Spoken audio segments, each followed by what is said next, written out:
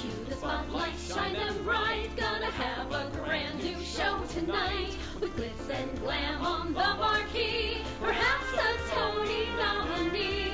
Stars beam brightly, see them glow. Sell out nightly, SRO. It's time to applaud the Broadway beat. Stars beam brightly, see them glow. In the footlights of a show. Life is sweet on the world's most famous street. Tickets, please. Take a seat.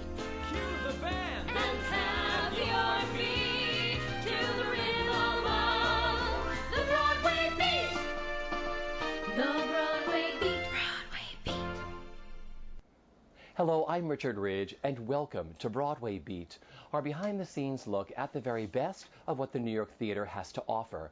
This week we catch up with the cast of Lin-Manuel Miranda's pulsating musical In the Heights, which is just opened on Broadway at the Richard Rodgers Theater after a 6-month run last season off-Broadway.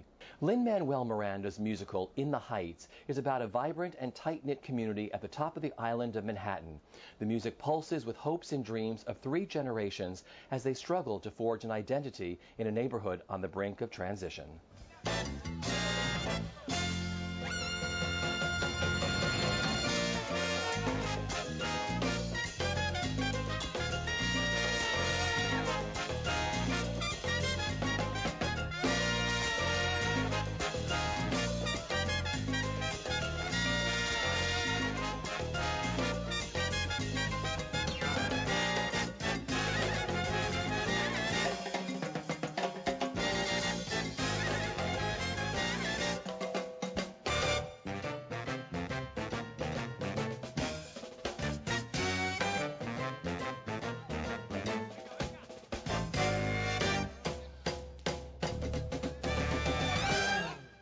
What was it that touched you originally from that demo? You know, there was something that I think that I was searching for, which is about belonging to something larger than myself, and that idea of community. I'd come from playing sports my whole life. I was not a theater kid. So when I stopped playing sports, I understood the mentality of being on a team. And when I got to college, I didn't understand not having that.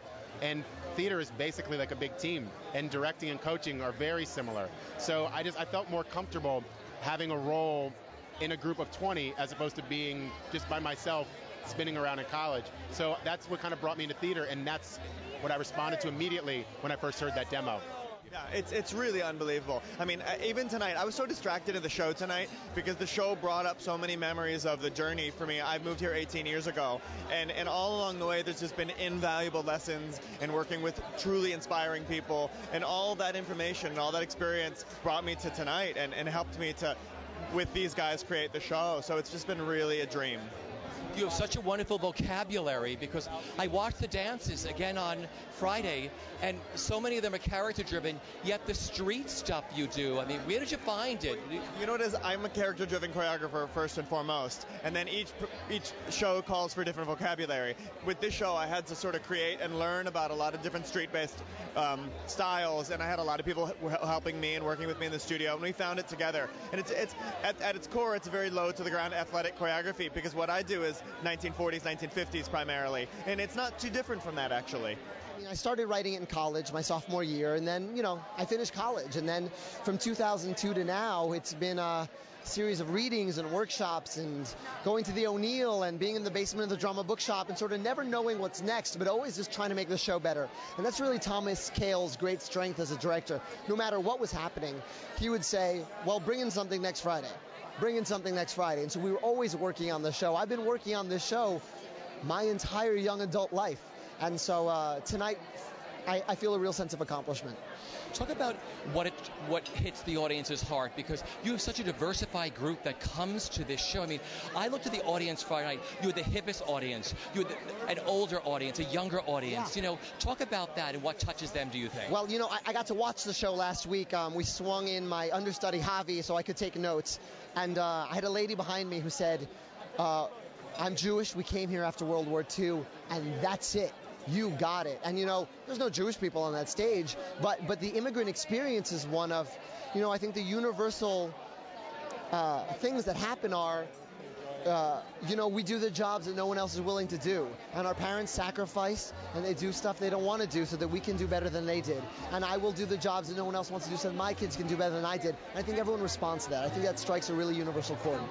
Me and my cousin running, just another dime a dozen, mom and pop stopping, shopping. Oh my God, it's gotten too darn hot. Like my man Cole Porter said, people come through for a few cold waters and a lottery ticket just a part of the routine. Everybody's got a job, everybody's got a dream. They gossip as I sip my coffee, you smirk. The first stop is people hop to work. Bust it, I'm like $1, $2, $1.50, $1.69. I got it. You want a box of condoms? What kind? That's 2 quarters, 2 quarter waters. The New York Times, you need a bag for that. The taxes got it. Once you get some practice at it, you do rapid mathematics automatically. Selling maxi pads, fuzzy dice for taxi cabs. Practically everybody's stressed, yes, but they press through the mess, bounce checks, and wonder what's next in the heights.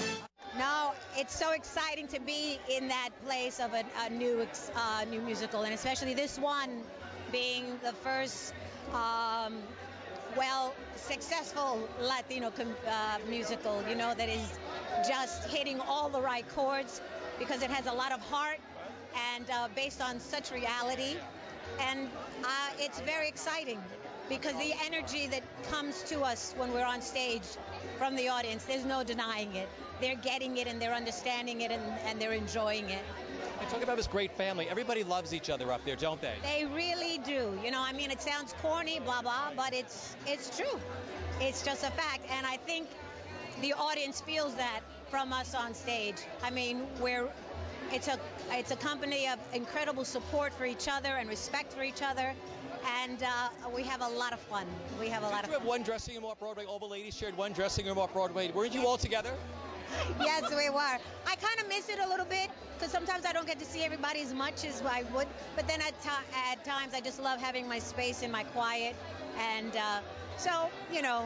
but yes, it's a little different now. But welcome home. It's great to have you back. It's great to have you on Broadway again. I know it's such a wonderful show. It is, and I'm blessed. I love playing Benny because he is a young man who's trying to find his way and making mistakes and daring to love and daring to envy or want to pattern himself after Kevin and having some scars and some scratches and bruises and still getting right back up and trying again. You were so wonderful to watch up there. Congratulations. Welcome to Broadway and enjoy your journey, man. You deserve it. Oh my God, Abuela Claudia is she's just like an epic mother. She's a very giving, it's that woman that's always there for you. And in the Latino culture, we really honor our elderly. We don't throw them away in a nursing home. We really take care of them. And it's a privilege to play this wonderful lady, Abuela Claudia. It's a challenge every night to become this elderly lady. It's not in my nature because I'm my energy is very up and I'm very energetic. And so this woman is, it's got a whole different rhythm that I have to get into every night. Learning the ropes in America. En español I remember dancing with Mayor LaGuardia. All of society welcoming mommy and me. If I bring bad boys, they can't tolerate the noise. And that's okay, cause I never let them stay.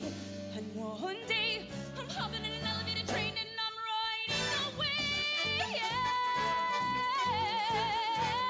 I play Vanessa, the girl who wants to go on to bigger things. I think pretty much everyone's got that girl in her, And I fall in love with Usnavi. And that's all I'm going to say. I don't want to ruin it. What do you think? Talk about this wonderful score that Lin-Manuel's given you. Well, I'll say this. The first time that I heard the score, I was on the subway, and I kept looking around thinking, oh, my God, no one knows. No one knows what I'm listening to. And if they only knew, they'd want a copy of it. It's infectious. I hear it all the time. It's beautiful, and it's current. And it touches you. It just gets you. I guess that's, yeah.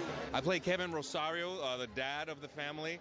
I own the dispatch service, and he's like a lot of fathers, just trying to do the best for his family. And he goes through some tough times with the people in the barrio, but at the end, he kind of gets what he wants. And I think it's a metaphor for a lot of parents that are in Latin situations that are trying to better themselves. Best part of the experience for you has been what so far? Best part of the experience has been really meeting this family of incredible artists, young Latin, Lin-Manuel. The creative power that is on that stage every night is mind-blowing. I did theater like 12 years ago. I went back to LA. I've been doing LA. I've been doing films and television. I'm back with the show, and I'm just like blown away with the talent that is here, and just thrilled to be back on stage. Well, I've never created a role on Broadway. This is a first for me, and I am ecstatic. It's been so much fun, really. I've tried just really hard to bring an authenticity to this character, and a lot of times it made people laugh, and I hope that that's because they recognize somebody familiar to them in it. Is that why you think audiences fall in love with you? Because they do immediately. As soon as you walk out and you start, you've got them in the palm of your hand. Why do you? Yeah. I think everybody has a little somebody in their life like that. Somebody who's a gossip, somebody who shoots straight from the hip. I'm just grateful. I'm grateful that they do. I can honestly, maybe it's because I love her so much. I'm loving doing this show. That's what I love. I love doing new works, and you always hope that it'll go, and that this will be the one that'll make a difference, and this one does make a difference. I've always wanted to be a part of something when I started in this business that means something, not just to me, but to people in the audience, and this is that for me. So it's a dream come true, really. Talk about this great role that Lynn's given you. Nina is in an amazing role. She's amazing. She has such a great arc and story, and I think there's a little bit of Nina Rosario in all of us that tries to hold on to her roots while trying to progress to the future. So I think... Talk about the wonderful audience, youngsters, old people, middle. I mean, it touches everybody. Everybody's touched by this show and loves it. So it touches everybody. My 4-year-old nephew came the other day and was like, I loved it. Like, he remembered everything about it, and it touches everybody. And to be part of something like that is just, it's a dream. This was your home.